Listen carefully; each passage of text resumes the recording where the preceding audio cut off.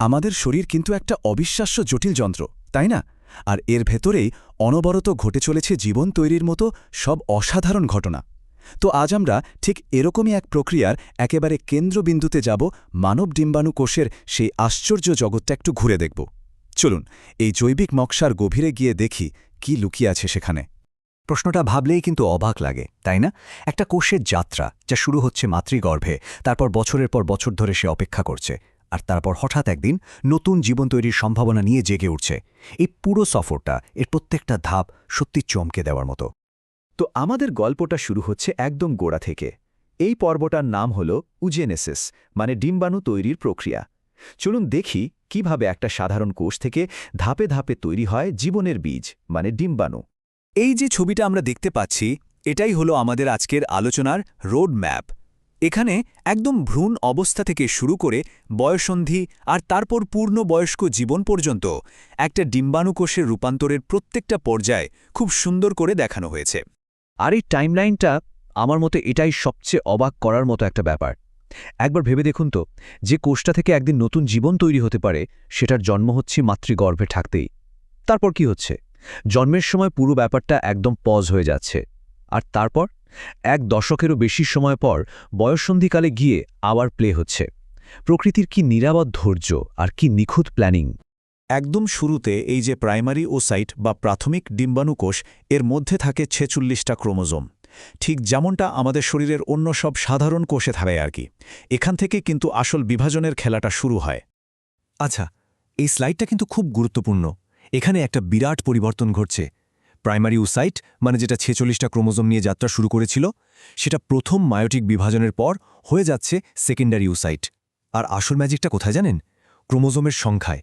৪৬ থেকে সোজা হয়ে যাচ্ছে অর্ধেক, মানে ২৩। নিষিক্তকরণের জন্য এটাই হলো মূল প্রস্তুতি। হ্যাঁ, ঠিক এই ২৩টা ক্রোমোজোম নিয়েই সেকেন্ডারি ওসাইট এবং একটা পরিণত ডিম্বাণু নিষিক্ত হওয়ার জন্য একদম তৈরি থাকে। কেন? কারণ শুক্রাণুর ২৩টা ক্রোমোজোমের সাথে মিলে তবেই না ৪৬ ক্রোমোজোমের একটা সম্পূর্ণ নতুন কোষ তৈরি হবে। প্রকৃতির কি দারুণ হিসাব! তো কোষ বিভাজনের মতো জটিল পথ পেরিয়ে এবার আসা যাক একটা পরিণত ডিম্বাণুর চূড়ান্ত চেহারায়। চলুন দেখি এই ছোট্ট কোষটা নিজেকে বাঁচানোর জন্য কি অসাধারণ একটা বর্ম পড়ে থাকে। ছবিটাতে একদম পরিষ্কার দেখা যাচ্ছে যে ডিম্বাণু কিন্তু একা নয়, এর চারপাশে কয়েকটা সুরক্ষার স্তর রয়েছে। এগুলো শুধু দেখতেই সুন্দর নয়, বরং এর অস্তিত্ব টিকিয়ে রাখার জন্য ভীষণ জরুরি। চলুন এই স্তরগুলোর সাথে একটু পরিচিত হওয়া যাক। জোনা পেলুসিডাকে বলা যেতে পারে ডিম্বাণুর একদম ব্যক্তিগত বডিগার্ড। এটা একটা জেলির মতো স্তর, যা নিশ্চিত করে যে শুধুমাত্র সঠিক প্রজাতির, মানে মানব শুক্রাণুই এর ভেতরে ঢুকতে পারবে। সোজা কথায়, এটা হলো সঠিক শুক্রাণু চিনে নেওয়ার একটা নিখুঁত ফিল্টার। আর করোনা রেডিয়েটা হলো সবচেয়ে বাইরের বর্মটা। এই কোষের স্তরটা ডিম্বাণুকে চারপাশ থেকে একদম মুড়ে রাখে। ফ্যালোপিয়ান টিউবের মধ্যে দিয়ে যাওয়ার সময় যে কোনো ধরনের ধাক্কা বা আঘাত থেকে তাকে বাঁচায়। মানব ডিম্বাণুর আরও কিছু বিশেষত্ব আছে। যেমন ধরুন, এটা হলো নন ক্লিডোইক, মানে এর কোনো শক্ত খোলস নেই।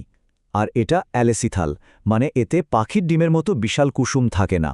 কারণটা খুব সহজ, ভ্রূণের পুষ্টির যোগান তো মায়ের শরীর থেকেই আসবে। আর হ্যাঁ, এর সাইটোপ্লাজমেরও একটা বিশেষ নাম আছে, উপ্লাজম। বেশ, এতক্ষণ তো আমরা কোষের ভেতরের দুনিয়াটা দেখলাম। এবার চলুন একটি বড় ছবিটা দেখি। এই ডিম্বাণুর যাত্রাকে সফল করার জন্য প্রতি মাসে তার চারপাশের পরিবেশ, মানে জরায়ুকে কিভাবে প্রস্তুত করা হয়, সেই প্রক্রিয়াটাই হলো মাসিক চক্র। এন্ডোমেট্রিয়ামকে আমরা একটা উর্বর মাটির মতো ভাবতে পারি। প্রতি মাসে এই স্তরটা একটা সম্ভাব্য নিষিক্ত ডিম্বাণুকে স্বাগত জানানোর জন্য নিজেকে তৈরি করে, যাতে সেখানে ভ্রূণ বেড়ে উঠতে পারে। আর যদি নিষেক না হয়, তখন এই আস্তরণটা ঝরে পড়ে আর চক্রটা আবার গোড়া থেকে শুরু হয়। গড়ে প্রায় ২৮ দিনের এই চক্রটা আসলে বিভিন্ন হরমোনের এক নিখুঁত অর্কেস্ট্রা। প্রত্যেকটা হরমোন ঠিক সময়ে ঠিক কাজটা করে, আর পুরো প্রক্রিয়াটাকে ঘড়ির কাঁটার মতো নিয়ন্ত্রণ করে। মূলত এই সময়টা ব্যক্তিভেদে একটু এদিক ওদিক হতে পারে। এই পুরো চক্রটা প্রধানত ৩টে ধাপে ভাগ করা। প্রত্যেকটা ধাপ তার আগের ধাপের ওপর নির্ভর করে আর পরের ধাপের জন্য রাস্তা তৈরি করে দেয়। প্রকৃতির কি অসাধারণ একটা সময়ানুবর্তিতা! যেমন ধরুন প্রলিফারেটিভ পর্যায়। এই সময় হরমোনের প্রভাবে ডিম্বাশয়ের ভেতরে থাকা ফলিকলগুলো বড় হতে শুরু করে। তবে তাদের মধ্যে থেকে মাত্র একটা ভাগ্যবান ফলিকলই শেষ পর্যন্ত একটা পরিণত ডিম্বাণু বের করার জন্য নির্বাচিত হয়। পুরো ব্যাপারটা একটা নিখুঁত পরিকল্পনার মতো। চলুন তাহলে এই দীর্ঘ আর জটিল যাত্রার সবচেয়ে গুরুত্বপূর্ণ পয়েন্টগুলো আর একবার ফাটাফাট দেখে নেওয়া যাক।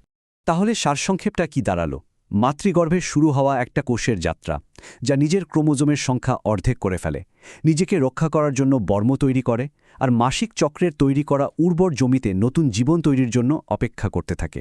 এর প্রত্যেকটা ধাপে কিন্তু সমান গুরুত্বপূর্ণ। শেষে এই প্রশ্নটাই কিন্তু আমাদের ভাবায়, শুধুমাত্র একটা কোষের জন্য প্রকৃতির এত লম্বা, এত সুনির্দিষ্ট আর এত নিখুঁত একটা প্ল্যান, এটা আমাদের বারবার মনে করিয়ে দেয় যে জীববিজ্ঞানের পড়তে পড়তে আসলে কতখানি বিষয় লুকিয়ে আছে।